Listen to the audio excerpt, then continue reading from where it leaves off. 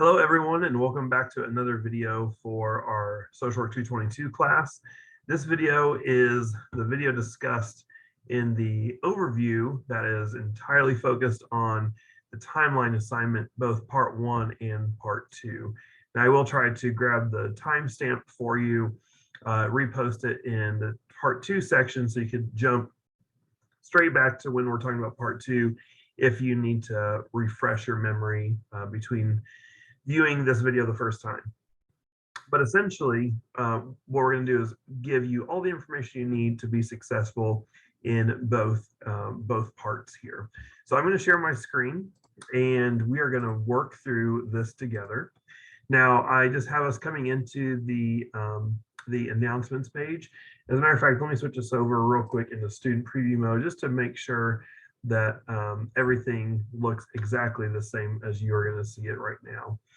So, so you're coming into the announcements page. You can get to the timeline assignments through the units, but if you just need to come in and work specifically on the timelines, you can just jump straight to them. They have their own sections just because of the kind of the meatiness of what is involved.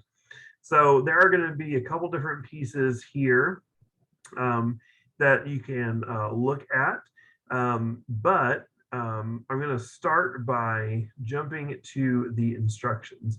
So I already have it kind of pre-pulled up here, but let's first talk about part 1 in our timeline assignment and figure out what this entails.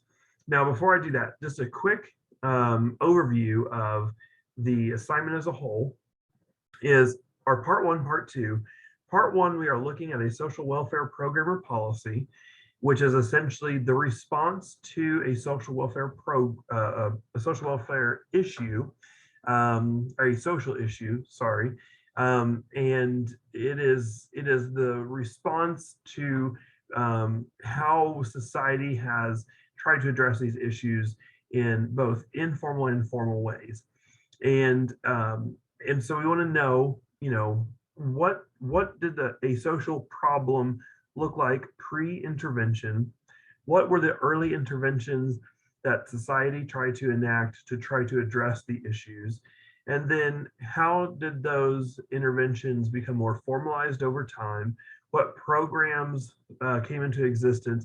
And then how did those programs shift and evolve over time, all the way leading up to present time? So again, we're not focused on the issue so much as we are the social welfare program or policy. Now, part 1, what you're going to be doing is you're going to be providing 30 dates in chronological order that help walk us through that evolution of the pre-intervention, the early intervention, the evolution, and kind of the final intervention where we're at currently. Part 2, what you're going to do is you're going to choose the 5 most significant dates from part 1, and you're going to zoom in on those 5 and talk more specifically about why these things are important. Why did you choose these 5 as kind of the keystone dates that the rest of these other dates are built upon? Why are they so significant? And once we get to part 2, you're going to have options regarding how you want to deliver that assignment. And we'll talk about that a little bit later in the video. So for part 1, let's just look at this. I'm going to kind of read through this, which I'm not a big fan of reading through instructions, but because this is the biggest piece of, or one of the highest graded aspects of the class, I do want to make sure that we have a good understanding of it, and I don't want to miss anything in the process. So the very first thing, submission instructions. Attach the assignment in Blackboard under the tab Timeline. Once you're under there, click Timeline Assignment Submission and attach as a Word document. So I'm specifically mentioning Word document because for my Mac folks, if you have a dot pages and try to upload that, I will not be able to see that. You have to convert it to a Word or PDF or something that is not a pages ending, because I will not be able to see that. So just make sure that if you can get it to a Word document or a PDF, that would be preferable. Syllabus instructions, so straight from your syllabus. If you've looked through the syllabus, this is the same thing. So essentially, we're going to submit a timeline on a social welfare topic with a minimum of 30 dates of key or significant events, laws, or policies related to the topic. The topic must be chosen from the provided list of social welfare programs or by approval of instructor. You will submit your chosen topic on the related discussion board that will be linked to the timeline instruction tab. Topics will be assigned on a first come, first served basis. So just to reference back what that means, if you were to go to our discussion board, quick access, or if you click here, then you'll be taken to essentially the first forum, and there are the instructions about how to do this post. But you'll see a list of all of the different programs that you could choose from. And whatever you choose, let's say that you are interested in doing WIC. What you'll do is you'll come in here and you will look to see, did anyone else already submit WIC? Okay, okay, looks like Megan already put herself down for WIC. So you need to come back out and choose a different topic. Okay, public housing. Let's come back in here. Okay, no one submitted public housing. So if you want to do public housing, you put your name down, you claim public housing. That is now your topic. I'm not going to go back and just confirm, okay, Stanley, this is yours. I don't see any duplication. You're just going to have to kind of self-regulate yourselves on this discussion board. The reason I'm doing this is I've just seen in the past, I had so many people duplicate the same topic over and over and over again. And really, it becomes a negative experience for you guys because I can really easily compare what is a good timeline versus a bad timeline when I'm looking at 20 versions all focused on the exact same topic. I like to see kind of a mix-up. I like to see a different focus on different subjects. So this is really in your benefit overall. So now jumping back here to the instructions. I noted here that we want to select a social welfare program. We got to be focused on the program or a policy, not on a social issue specifically, okay? So for example, I have had people in the past in error do a timeline over the evolution of poverty, for example. Well, I don't really want to know about how poverty has changed. I don't know about how our response to poverty has changed. Now, the caveat here is that when we're talking about our 30 dates, I do not want 30 dates of, okay, well, here is a social welfare program. Okay, let's say it's Head Start. I do not want to see 30 dates about how Head Start, on date 1, Head Start was formed, and then the next 10 dates are different forms of legislation that have tweaked Head Start, and then eventually we're ending with like the most recent legislative changes that affect Head Start. I don't want to see that. You need to, even though social issues are not going to be the specific topic, we need to have context, right? So if you need to have a couple, 1 or 2 or 3 dates before you even get into your social welfare program that is focused more on the issue at hand, then you can do that. And then as you're moving along and you get into history, maybe you need to talk about something like drop in the Great Depression. Maybe you need to drop in some information about how the Second World War impacted your social welfare program. Maybe we're getting up to modern times and we come into 9/11, or maybe in really recent times, the pandemic. How's the pandemic impacted your program? So it's okay for us to have dates that are contextual, because that makes for a better read, honestly. Like 30 dates of legislation is not a strong read. And so you need to think about kind of telling a story through your dates. Contextually, what's going on with the issue, how did things start, what did your program look like in its early days, what thing in history happened to maybe force a new change in your program, and then how did it evolve for the next 10 or 20 years, and then did something else happen? So we want to build a narrative, we want to build a story, we want to connect the dots in your timeline. In this pinkish color, each event should include the date, the event, and a short paragraph describing the event.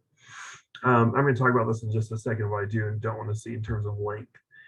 For references, you do not copy and paste your dates from a source material. So, you know, what this will go through safe assign. I will shoot it back to you if your safe assign is too high. I want you to synthesize the information. One of the ways I help teach people to synthesize information is I say, read this information for the first time. Okay, like this is you learning the information for the very first time.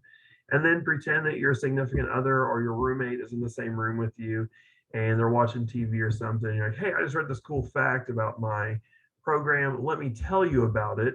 And then you explain to them what you just read without actually reading it to them. If you can explain to this person who has no context for what you're talking about, and they understand by the time you're done talking about what this is and why it's important, then you have successfully synthesized the information that you have read. But if you are dropping in just verbatim from a source website, I will know it, I will see it, safe assign will catch it. I do not want to see that. I want to see from your perspective, why is this important? What does this mean? How do you interpret the information? For part one, you're going to include an APA style references page at the bottom of your timeline with no less than 3 different sources. You will not need to do in-text citations for this assignment, but you will for phase 2. So what I encourage folks to do, if you want to do in-text citations, go for it. If you don't, that's okay. But I encourage you to keep track of where your references are coming from, because when you get to part 2, you do have to have in-text citations. So sometimes it's just helpful to do it for part 1 also. I'm just not going to grade you on it. And then 3, your work will be spent through safe assign, which I just mentioned. The grading criteria, it's worth 80 points. 1 point each for 30 key dates identified. You're also going to get 30 points, 1 point each, for the description. So provide a brief description in the form of a short paragraph describing the detail and meaning of each key date. Consider connecting the dates together logically, chronologically, and walking through the time period prior to the existence of your program all the way through modern times, which I just kind of went over in depth. And then 20 points for overall presentation, professionalism, spelling, mechanics, formatting, etc. Okay, so there is a second page to this. It kind of goes over some pro tips, which I'll let you go through and check that out on your own. But I wanted to give you kind of the meat of what is expected out of this part 1 timeline assignment. So jumping back to the Blackboard site, what does this look like in context? So this is a sample timeline paper from a past student. So this person did the Ryan White HIV/AIDS program. And there are some things I really like about this submission. One, it's really quickly numbered. So from a grading perspective, I don't need to go through and count every single one of them to see, you know, were there 30 dates, were there 27 dates? I would prefer to just kind of be able to read through it and, you know, be able to reference the numbers as I go. But that makes it for a smoother reading experience for myself. It's, you know, it's professional, it's clean. So I really like that. He also highlighted all of the dates, so I could quickly see what the date was. And then I got a brief description of what that date entailed. So essentially, this very first part, before I even get to this bullet point, this is 1 point, right? So this is the 30 key dates identified, which is what this highlight is. And then you're going to need, for the additional point, a brief description in the form of a short paragraph. That is what this piece is. So this is what happened on the date. And then this is contextually, what does this mean? Okay. So this is what your timeline assignment is going to look like once you have 30 dates on here. Now, I have had some people provide more than 30 dates. This individual did as well. And that's because I feel like they just need a little bit more to help kind of tie all the pieces together. And I'm perfectly okay with that. I will not take points off for extra. I will take points off for less. And it's pretty clean cut, generally speaking. You know, if you only submit 25 dates, then that's 5 dates you're missing. And so that's immediately 10 points that I can't give you, okay? So, you know, just know that I won't take off points for extra. I will take off points for not having enough. Now, one thing that this paper is missing, because this paper existed before I changed the APA reference criteria, is that there needs to be a references page here where essentially just says references, and then you have your 3 or more references that are listed that you utilized. You'll notice that there's no in-text citations here, but you will see that in part 2. Okay, so so that is the essential kind of grading aspect. Like I said, please come back and review those pro tips as well. So jumping back over to that timeline part 1, that is the sample we were just looking at. This is a list of the welfare programs if you want to just kind of review that. This again kind of goes over the difference between a social issue versus social welfare. So again, we're focused on welfare, not the social issue. So just keep that distinguished, keep that in mind when you're choosing your topic, so that you don't accidentally go down the wrong road and put a lot of time and effort into the wrong thing. And then when you're ready to submit, you're going to come down here to timeline part 1, and you're going to browse local files, and you're going to submit as an attachment. And you can see here what all of the acceptable attachment files are. So you'll see that Pages is not accepted if you're a Mac user. So that's be a doc or PowerPoint or PDF. I really prefer doc or PowerPoint or PDF, I mean. Okay, so that is it for timeline part 1. Hopefully that gives you a good starting point. If you need to stop the video now and just focus your brain on that, then that is perfectly good. I'm going to just keep the ball rolling into part 2, and I'll timestamp this so that you can come back and watch it when you want. But if you just want to keep it in context, then just keep watching the video and you can get a glimpse at what is all this going to lead to in part 2. So take a break if you need to, pause it here, or let's just keep the train rolling. So I'm going to jump over to part 2 now. So part 2, I'm going to pull the instructions. So the instructions here look a little bit different.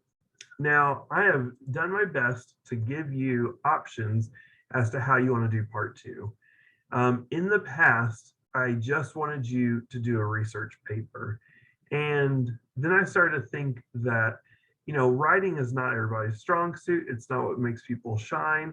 And, you know, I love to see the creativity of my students. So I've given you options. Now, if you want to do a research paper, that is great. If you are like, ugh, research papers, I'm not down with it, that's okay too. You have options. But what you're going to do, essentially, if you look at the general description, you're going to use your completed timeline, so those 30 dates that you just did. You're going to select 5 of the most significant, and then you are going to zoom in on those, okay? We want to know more about it, right? So if you're on a paragraph about those 5 dates in your 30-date overview, now we're really kind of hyper focusing on those dates. So let's look at some of the available formats, and I will show you some examples of each. So the first is a research paper. So if you want to do just a clean cut research paper, great, that is perfectly fine by me. A couple things to know is that if you do a research paper, that you'll need to up your references to a 5 reference minimum. All the rest of them, you can still stay with the 3 reference minimum. And that is, it's kind of incentive, honestly. If I'm trying to incentivize creativity because I want you to step outside your box. It makes it for a more engaged grading experience, honestly. And I just like to see, I like to see us pulling from those strengths that we have and pulling from that creative aspect of our personalities. And I like to see that stuff. So I'm kind of incentivizing here. Now, if you do a research paper, the paper should fall between 4 to 6 pages in length. And you're going to need to make sure that you are doing in-text citations for the research paper. The second option, you can do a short video. So create a video that's approximately 10 minutes long using the below grading criteria, which I'll show you the grading criteria in just a second. Upload the video to YouTube and provide the direct link in the assignment submission portal. It can be a combination of pictures, music, text, external video. It can also be a video of yourself talking directly to the audience about the given topic. Please include citations within the video and at the end of the video or in the video description. I'm going to show you what some of the past students have done. Luckily, you're not the first class coming in and doing this, so I have a lot of reference material for you to look at to help get context. Also, artistic representation. So, and if you have something you want to do outside of these that you're interested in, just run it by me first. If I give you the thumbs up, then you have a green light to go. Artistic representation. Use creativity to represent your 5 dates by utilizing a physical art medium, such as drawing or painting, recording a song, writing a poem or a short story, a photo collage. If you choose to do an artistic representation of your topic, please also submit a brief, written, or recorded explanation as to how each of your 5 dates are being represented within your work, as well as an APA references page. And as this is an online class, you may need best decide how to submit your work through the online portal. So, you know, there's not always going to be a clear-cut way as to how you're going to submit this. For example, I had last semester, someone did a trifold, and they did it on paper, and they made it almost like a brochure of them trying to talk about the basic contents or the basic overview of their program.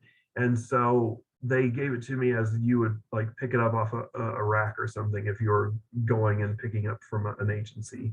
So they brought that to me physically, but you could also do that digitally in a lot of different ways. It may just complicate how we submit it. So if you want to do something, but you don't know how you're going to get it to me, just get it kind of pre-approved, or we could talk about it and we'll make it work. Because I would rather make something work outside the box and get that creativity than not. And then the last option is an infographic. Now, here's what I'm going to say about the infographic. And I have this on the examples too, is that I've had several infographics attempts in the past, and the infographics continue to fall short of what I'm looking for. I have not yet found a good infographic that I felt confident in showing you, like, this is the infographic of all infographics for this class. Because what a lot of individuals do when they do an infographic is they do this first thing where they essentially choose their 5 dates and they say what the date is and they drop in a paragraph. Well, that's not really anything, honestly, because, you know, they're pulling their what they wrote in part 1 and they're just adding a picture to it. And that doesn't do much for me, right? Like, I can almost give you the assignment in part 1 to add a picture to it and it'll look the exact same. So that's not what I want. That doesn't tell me anything new. So if you're going to do an infographic, you got to tell a story with the infographic, right? So this is not anything specific to the class. These are just kind of fillers. But if you're to do an infographic, this is the kind of level of detail I'd be interested in. I would love to see, like, here's this thing that happened in 2005, for example, right? And maybe you have some sort of data point here, or, you know, some sort of this thing changed, this funding increase, this number of people were newly enrolled in this health insurance, you know, whatever, right? But then show me, like, what does that mean? Like, give me a pictorial representation, show me a bar graph, show me comparison to 10 years ago, right? I need to know in the infographic, I need to see what it means, okay? So I don't have a great representation of this from past classes, but I want to see one done really well, and I just haven't seen it done yet. So hopefully someone from this class will break that ice, and will be the one I can carry forward and show all future classes. Okay, grading criteria, 20 points. Use a minimum of 3 references or 5 if you're doing the research paper. Clearly identify them using APA formatting, both parenthetically, which is in-text citations, as well as indicating them at the conclusion of your project. So an APA references page, essentially. And then anytime that you have writing that you're submitting as a part of it, provide that in-text citation, that parenthetical citation, to show me what reference that was attached to. And then 70 points for your synthesis, the big why, essentially. Why did you choose this? How does it all connect? And so the clear representation of your synthesis, given these points: what, when, who, why, how. If you can answer these and provide a pretty good description, then you're going to get your points. And then 10 points for turning the assignment on time while ensuring it's logically organized and professionally formatted. And then I do have a couple tips here as well, if you want to go through and read those. Now I'm going to jump back to timeline part 2, and I want to show you that I have added a lot of different examples. So if you want to know what does a research paper look like, well, you can click on that and you can see this is what a good research paper looks like. If you go this option, you'll see here you have your parenthetical citations, you have your date listed, still nice and clean, easy to follow, but you don't just have the one little paragraph that you would have had for your 30 dates. We have really like focused on what this date means now, right? And so this is a great research paper, and you have your references here at the end. Now this one only has 4 references because this was submitted before I upped and changed the reference number criteria.